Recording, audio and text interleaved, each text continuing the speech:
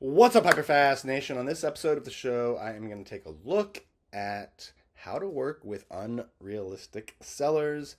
You don't want to miss this one. Stand by for the next episode of the HyperFast Show.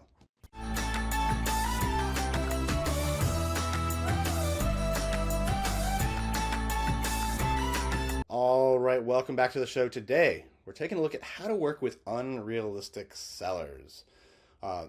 Unrealistic sellers can cost you a lot of time, a lot of energy. They can, hurt your ability to go get future listings.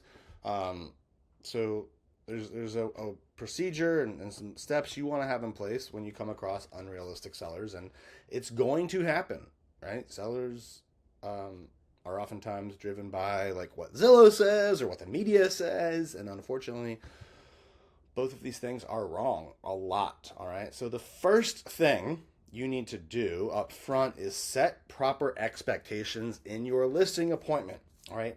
Let your seller know that who they feel confident with in listing their home, right? Who they trust to be the person that gets them the highest price and do the best job is a separate decision from the pricing decision, all right? So let them know that it's two different decisions, right? It's who's the best person to list my home and what is the price. You will advise them, right? You will help them with that second choice, A, and B, they really shouldn't care about the price recommendations from the people that they don't think, right, are the best to sell their home, right? The only price recommendation that should matter to a seller is the person that they trust as the most qualified and best suited, best fitted to sell their home. All right, so make sure that they know that it's two separate choices, because you want to warn them, right? You want to warn them up front that a lot of listing agents will try to buy the listing, quote unquote, buy the listing, right? What does buy the listing mean? Well, buy the listing means that you go in and you tell them whatever price they want to hear, or you just tell them a higher price than the price that most qualified agents would tell them, and that's kind of called buying the listing. And typically the strategy for people that want to buy the listing is, even though it's a $700,000 home, I'll tell them $750,000, and after a month, I'll get them to drop the price. Okay, that's called buying the listing. And quite honestly, it makes real estate agents look bad. So don't do it. A, and B, warn them that other people might try to do that, because they might. Now, you really want to be data driven in your approach. So after you show them all the different things, when you show them your strategic marketing plan, you take a look at the house. You want to go over comparables with them, and use real data.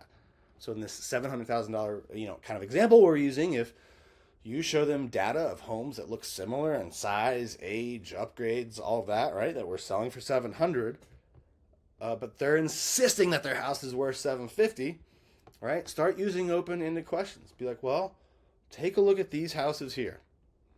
All right? They've got the same bedroom count, same square footage. They were renovated around the same time. They're on, similar streets. What makes you think your house is worth $50,000 more than this one? And just like enroll them in helping explain their position.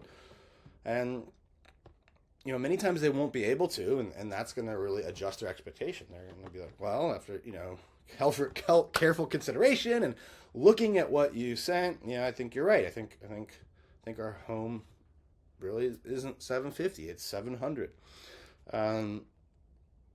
Sometimes it won't work though, right? Sometimes they're just, our house is the best one. We have this paint color and it's nicer, or this view, they're going to make up the reasons. And you have to realize that for most people, selling a home is a mix of financial and data, but it's also emotional, right? You have both those elements present. So it could be emotional, and they may stick to their guns. And does that mean you should not take the listing? No. What it means is you need to set the expectations up front.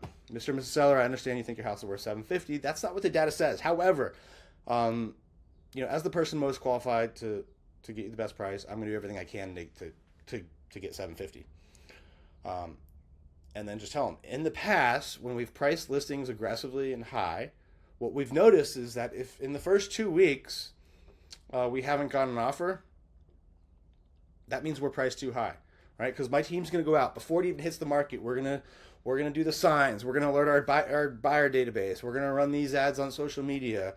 Then it goes live, and we're gonna do open houses, and we're gonna get you exposure to all 5,000 agents in our MLS, right? So you lay out everything you do, and then you tell them like, look, after we've done all that, historically, if we're priced right, we'll get an offer in that time period, right, within a certain percentage of the list price, sometimes a bidding war if we're really, in a good market.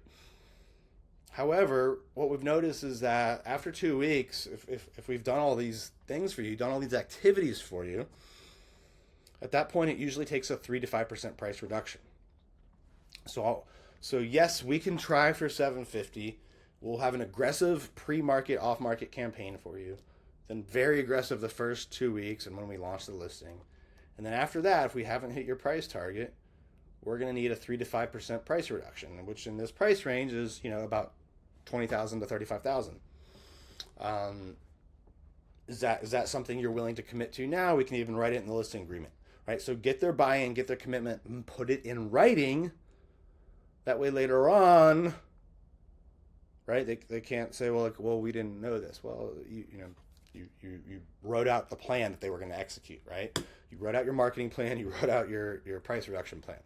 So get it in writing, right? And then after another 2 to 4 weeks, if there's no offers, no showings, then it's going to need another 3% reduction, right? So just have two or three price reductions that are laid out. The first one being 2 weeks, maybe 30 days, depending on your market, by the way, right? Every market's different. But this should be, no more than 60 days, right? To have, 2 to 3 price reductions baked in. Okay. So you need to have that conversation up front. You need to get that in writing. The last thing you need to do is you need to report your activities. All right.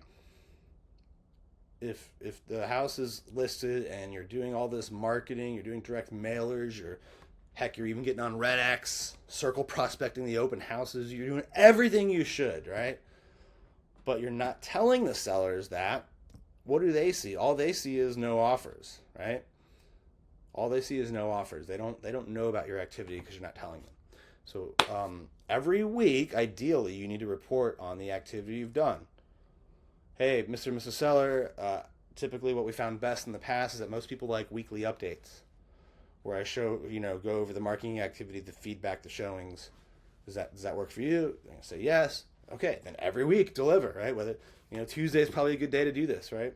On Tuesdays, you give them the feedback. Hey, we did this open house. We had this many people come. This was the feedback. We had 5 showings from agents. This was the feedback from those. I called 200 neighbors prior to the open house, right? We did direct mail. We ran this campaign. This many people saw it on Zillow. This many people saw it on homes.com, right? Like report by channel. And give them a complete reporting on the marketing. That way they know all the activities you've done. So to summarize, right? Use data up front.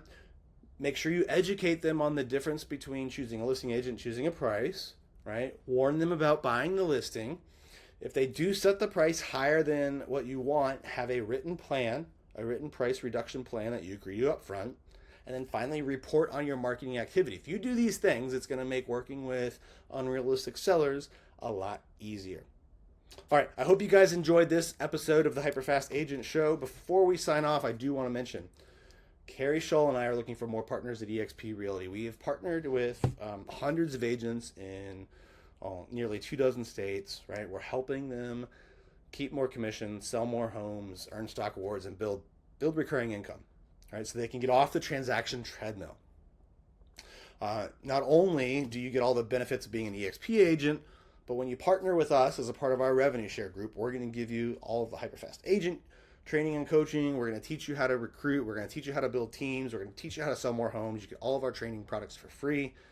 All you need to do to learn about how your business would look by partnering with us at eXp Realty is send me a text message, 703-638-4393. Again, that's 703-638-4393. Thank you for tuning in to this episode of the HyperFast Show. We will see you next time.